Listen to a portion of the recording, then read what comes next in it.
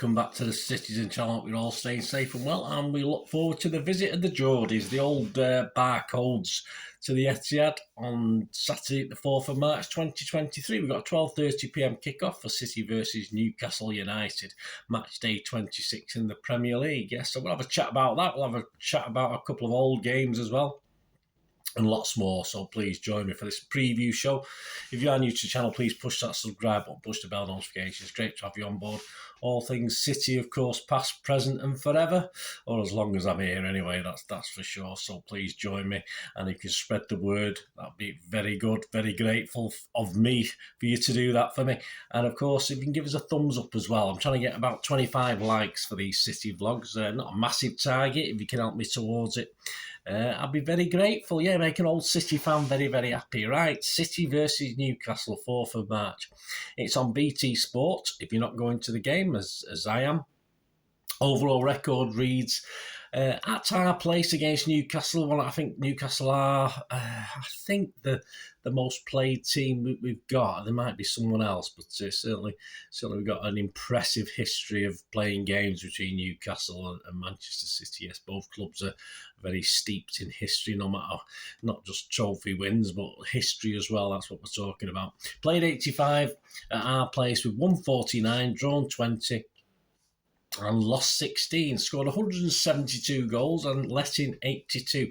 Last season, of course, it was the end of the season, about a handful of games left. I think we played them last year, 8th of May 2022, a 5-0 win, which put us in good fettle to lift that title again.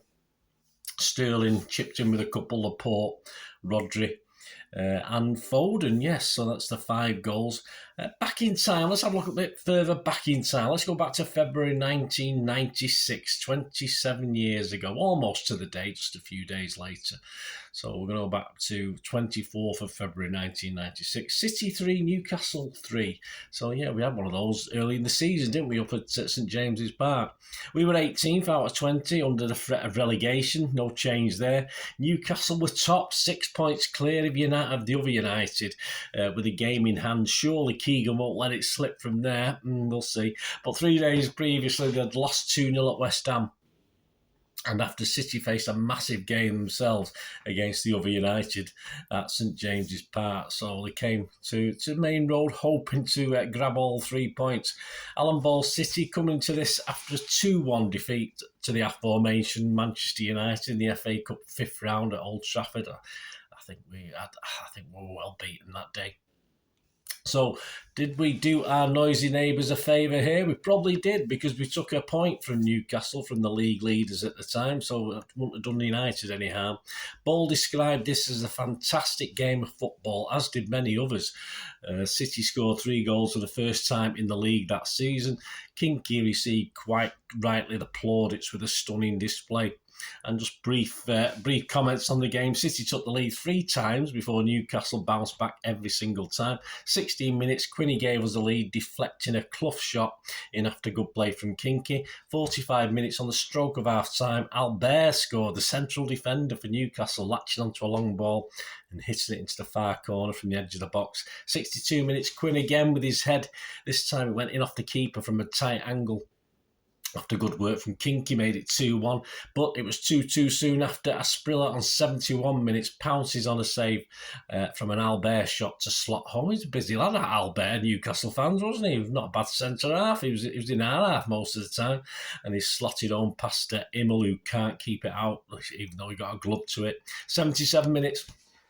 Rossler pounces on a Lomas shot that sort of deflected into his path, and sadly though that wasn't be enough, because on 81 minutes Albert with his second through the legs of Quinn from the edge of the box with an unsighted Immel, unable to get to it. It finished 3-3. It was City's biggest crowd of the season so far, 31,115. The teams that day: City was Immel, Summerby, Hiley, Lomas, Curl, Simmons, Kinkladze, Rossler, Quinn, Clough and Brown. Our subs were Creaney, Phillips and Margetson. Newcastle's team: Snurniek, Barton, Beresford, Peacock, Howie, Albert, Beardsley, Clark, Ginola, Asperilla, Ferdinand. Subs: Gillespie, Elliott and Hislop. Of course, both City and Newcastle will pretty much blow it that season. Newcastle lost the league to United by 4 points. And World Cup winner Alan Ball took us down, didn't he? Hey, but that's another story. Right, who's in charge of this one? Let's get back to this weekend's game. Referee Simon Hooper, again, one of the least experienced refs, pretty useless.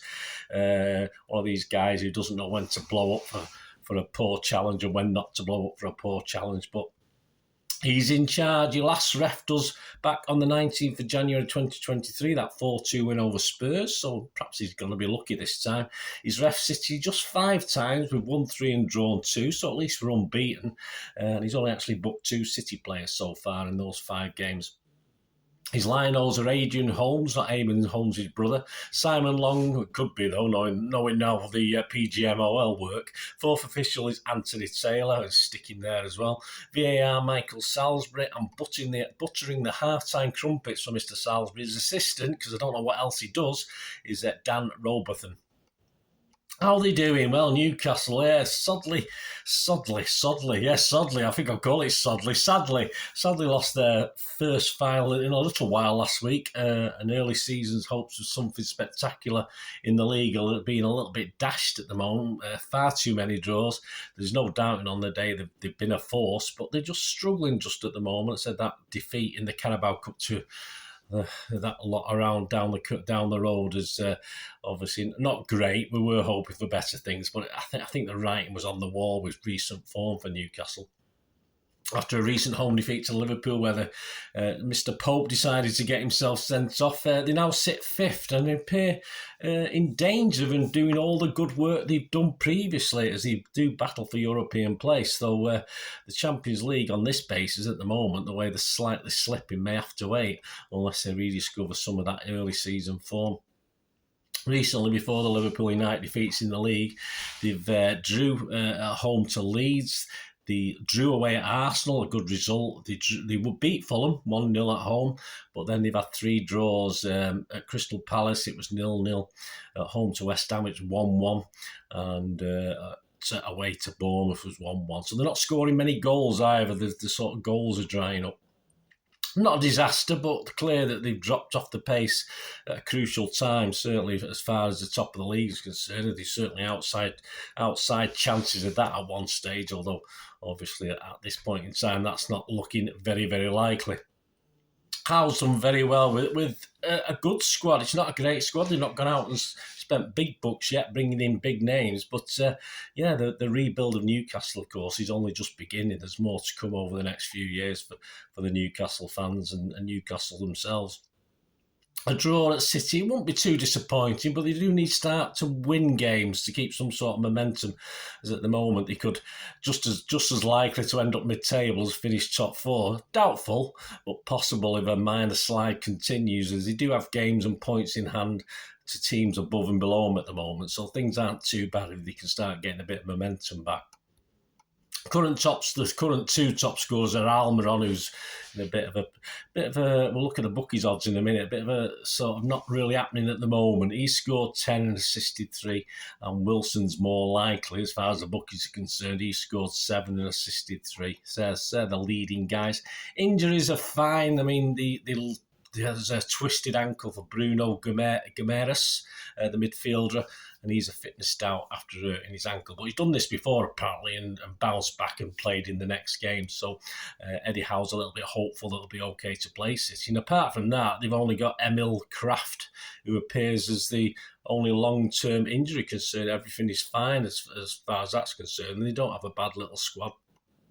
Will Newcastle be galvanised, or will they be sulking after that Carabao Cup defeat? Personally, I think probably the former rather than the latter, as one route to Europe closes, of course, by winning that League Cup would have got them into Europe. But, of course, a good league position will do the same. But, hey, which of the three competitions are they actually going to be in by the end of the season?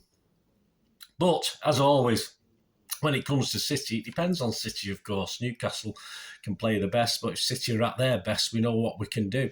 And of course, it was an interesting lineup by Pep in the 3-0 win at Ashton Gate. On the bench at kick-off, very likely to start for me against Newcastle, Ederson, Walker, Gundo, Haaland, Grealish and Rodri. undroppable, let's say, question mark, with their performance against Bristol City. Akanji, Diaz, Aki, KDB, Bernardo and Foden. So that's 12. So someone's going to have to go out, isn't there? And those who are missing out who started against Bristol, of course, Lewis, Phillips, Mahrez, Alvarez, though probably a case can be made that for Lewis and Mahrez to still be in the reckoning for this game. So overall, that's about 14 or 15 players I'm picking, and I'm going to pick my starting 11 from. So this is what I'm going to go for. Let me know what you think, guys. Let me know what your starting 11 might be. This is my prediction. I've not done too well the last couple of times. I've got a 6 and a 7, so hopefully I'll get 8 or more this time.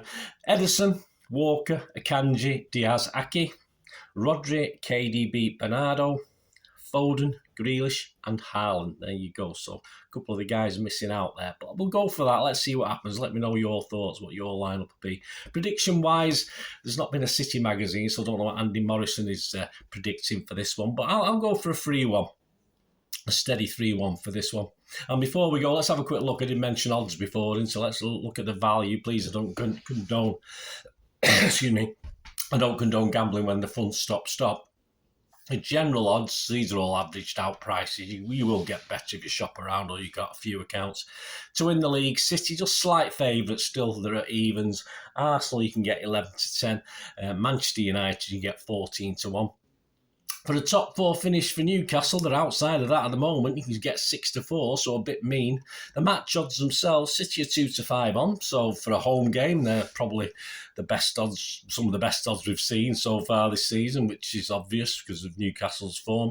A draw is 7 to 2, and Newcastle to win is 6 to 1. First goal scorer, the obvious ones, Haaland's 11 to 5, KDB, who might have a taste for goal scoring now, is 9 to 1, and equally so with Foden, he might have a taste for goals as well, he's 13 to 2. If you look at Newcastle, Wilson's 9 to 1, and as I did say before, Almiron's a bit longer, he's 14 to 1. Anytime goal scorers, Foden's 21 to 10, anything over 2 to 1 I like. KDB, hope you got on against Bristol, is 16 to 5. Wilson, 3 to 1, Almiron 11 to 2, so value for Newcastle fans there. Correct scores, if it's a 3-3, like the one at St James's or the one back in the day, 27 years ago, that's 66 to 1. A 5-0, that's what it was last season, don't forget, for City, that's a 40 to 1. More likely, though, 2-0 for City, 6, 2-1 is 7s, a 3-1 is 10 to 1, which is my prediction, a 4-1, 4-1 for City's 20s, and a 2-1 for Newcastle. Let's say, I can't think Newcastle are going to hammer us, but hey, they could nick it 2-1. I'm not even looking at the draws. I think a draw's no good for us, so I'm not even looking at it. But a 2-1 win for Newcastle is 18 to 1. To be winning at half time, they're good odds as well. City's 5 to 6 on, a draw is 6 to 4, and Newcastle are 11 to 2, so they're pretty interesting. Half time, full time. A draw and City 10 to 3, City and City 6 to 5, a draw is 6 to 1, and a draw and Newcastle to win at full time is 14 to 1. The handicaps, there's a nice one on Newcastle. If you're a Newcastle fan, you fancy it. +2 for Newcastle, so if you only lose by the odd goal or draw, obviously 4 to 6 on for Newcastle on the handicap, so that's not a bad price. Goals over under, there should be goals, although Newcastle, as I said, aren't scoring too prolifically at the moment, although City hopefully have found the touch just now. Over 2.5 is 4 to 6, which is okay, that's not a bad price, but over 3.5 is 13 to 8, so that's very tempting. Hat tricks, let's say Haaland, let's just forget everybody else. Haaland's 10 to 1 for a hat trick, and it's 11 to 4 to score 2 or more. Both teams to score. Again, it's all right, we kept a clean sheet against Bristol, but we've not kept a clean sheet against a Premier League team for a while. So, yes, he's 4 to 5 on for both teams to score, which is fair enough from the bookies. And I know he's evens if you want to take a chance on a clean sheet. Winning margin, City to win by 1 goal, 5 to 2, 2 goals, 10 to 3, and 3 goals, 11 to 2. If you fancy another 5-0 like it was last season, 4 or more is 17 to 2. Newcastle to win by 1 goal is 17 to 2. To win by a 2-goal winning margin is 20 to 1. And before we go, to score first, City are 1 to 3 on, and Newcastle interesting 13 to 5. So I wouldn't sort of put you off that one. Let me know any bets you're having, guys. Let me know what you fancy for this one. It'd be great to hear from you. And of course, even after the event, you can just let me know what you've won and make me feel all jealous and stuff like that. So there you go. Hope we enjoyed that. I'll be back with the ratings show after I'm going to the game, of course, 12:30 on so with it being an early kickoff, I might be able to get the ratings show out late afternoon, and I might be able to get the talking point show out on the evening as well. But I'll play that by ear. But there'll be certainly one of them out on Saturday, and there could be one on Sunday, or they could both be out Saturday. So keep that notification button pressed so you know when the ratings and talking point show are coming out. So there you go, guys. Let me know your thoughts, let me know your feelings, let me know your starting 11. Who do you fancy for this? And any Newcastle fans watching, let me know what you think as well. It's are you confident? As I say, you should. I think most would take a draw, although, as I said, momentum-wise, it won't help too much, will it? But let me know anyway, guys. It'd be great to hear from you. Thanks for watching. Please, until we meet again, that's one thing, don't I? Please, stay safe, Blues. Come on, City. Bye for now.